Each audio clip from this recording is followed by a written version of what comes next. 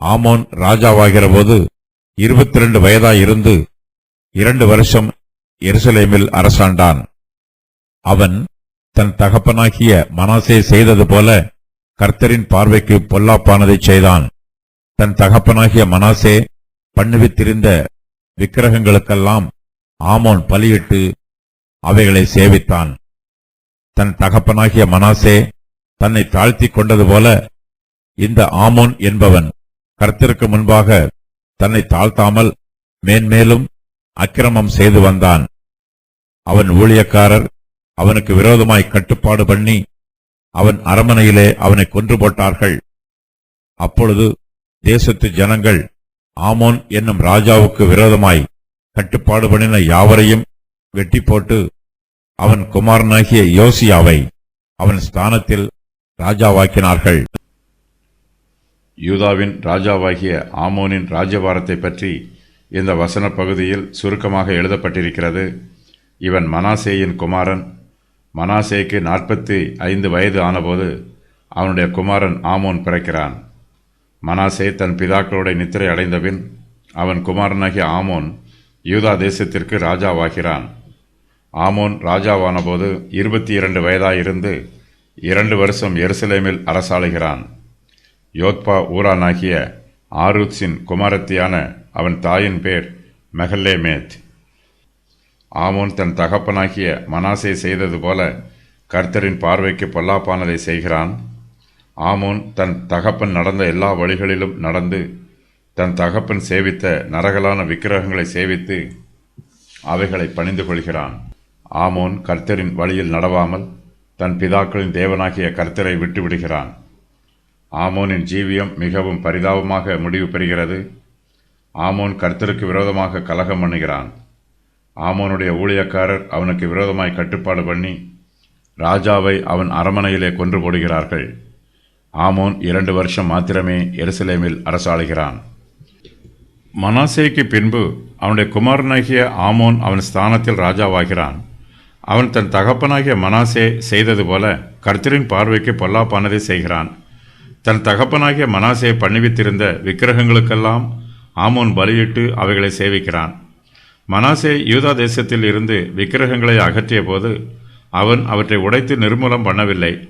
மனாசேயின் குமாரனாகிய ஆமோன் ராஜாவான உடனே மனாசே பண்ணுவித்திருந்த விக்கிரகங்களுக்கெல்லாம் பலியிட்டு அவைகளை சேவிக்கிறான். மனாசே விக்கிரகங்களை அக்னியினால் சுட்டெரித்து போட்டிருக்க வேண்டும். அவன் விக்கிரகங்களை சரியாக அழித்து போடாததினால் யூதா தேசத்தில் மறுபடியும் விக்கிரக ஆராதனை ஆரம்பமாயிற்று. நீங்கள் அவர்களுக்கு செய்ய வேண்டியது என்னவென்றால், அவர்கள் பலிபீடங்களை இடித்து அவர்கள் சிலைகளை தகர்த்து அவர்கள் தோப்புகளை வெட்டி அவர்கள் விக்கிரகங்களை அக்கினியிலே எரித்து போட வேண்டும். உபாகமம் 7:5. ஆமோன் ராஜாவாகிற போது 22 வயதாயிருந்து 2 வருஷம் எருசலேமிலே அரசாளுகிறான். ஆமோன் தகப்பனாகிய மனாசே தன்னை தாழ்த்தி கொண்டது போல இந்த ஆமோன் என்பவன் கர்த்தருக்கு முன்பாக தன்னை தாழ்த்தாமல் மேன்மேலும் அக்கிரமம் செய்து வருகிறான். மனாசே கர்த்தருடைய பார்வையிலே பொல்லாப்பு செய்தான். ஆனாலும் அவன் தன்னுடைய பாவங்களுக்கு மனம் திரும்பி கர்த்தரிடத்தில் திரும்பவும் வந்தான். மனாசே கர்த்தருக்கு முன்பாக தன்னை தாழ்த்தினான். அவன் கர்த்தருடைய கிருபையையும் இரக்கத்தையும் பெற்றுக்கொண்டான். ஆமோனோ தன் தகப்பனைப் போல கர்த்தருக்கு முன்பாக தன்னை தாழ்த்தவில்லை. ஆகையினால் ஆமோனுக்கு கர்த்தருடைய கிருபையும் இரக்கமும் கிடைக்கவில்லை. ஆமோனுடைய ஊழியக்காரர் அவனுக்கு விரோதமாக கட்டுப்பாடு பண்ணி அவன் அரமனையிலே அவனை கொன்று போடுகிறார்கள். அப்பொழுது தேசத்து ஜனங்கள் ஆமோன் என்னும் ராஜாவுக்கு விரோதமாய் கட்டுப்பாடு பண்ணின யாவரையும் வெட்டி போட்டு அவன் குமாரனாகிய யோசியாவை அவன் ஸ்தானத்தில் ராஜாவாக்குகிறார்கள்.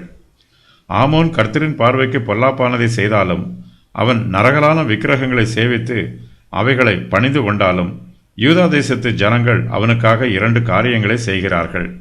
அவையாவன: யூதா தேசத்து ஜனங்கள் ராஜாவாகிய ஆமோனுக்கு விரோதமாய் கட்டுப்பாடு பண்ணினவர்களையெல்லாம் வெட்டி போடுகிறார்கள். அவர்கள் ஆமோனின் குமாரனாகிய யோசியாவை அவன் ஸ்தானத்தில் ராஜாவாக்குகிறார்கள். ஆமோன் துன்மார்க்கனாய் இருந்தாலும் யூதா தேசத்து ஜனங்கள் அவனை தங்களுடைய ராஜாவாக அங்கீகரிக்கிறார்கள். அவர்கள் ஆமோனை கொன்று போட்டவர்களை வெட்டி போட்டு பழிவாங்குகிறார்கள். ஆமோன் மரித்த பின்பு யூதா தேசத்து ஜனங்கள் தங்களுக்கு வேறு யாரையும் ராஜாவாக தேர்ந்தெடுக்காமல் ஆமோனின் குமாரனாகிய யோசியாவையே அவன் ஸ்தானத்தில் ராஜாவாக்குகிறார்கள். யோசியா கர்த்தருடைய பார்வைக்கு செம்மையானதை செய்கிறான். ஆமோனின் காலத்தில் யூதா தேசம் ஆவிக்குரிய காரியங்களில் அழிவின் பாதையை நோக்கி போய்க் கொண்டிருந்தது. யோசியாவின் காலத்திலோ யூதா தேசத்திலே மறுபடியும் ஆவிக்குரிய மறுமலர்ச்சி உண்டாயிற்று.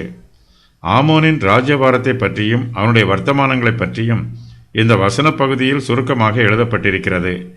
ஆமோன் செய்த மற்ற வர்த்தமானங்கள் யூதாவுடைய ராஜாக்களின் நாளாகம புஸ்தகத்தில் அல்லவோ எழுதியிருக்கிறது.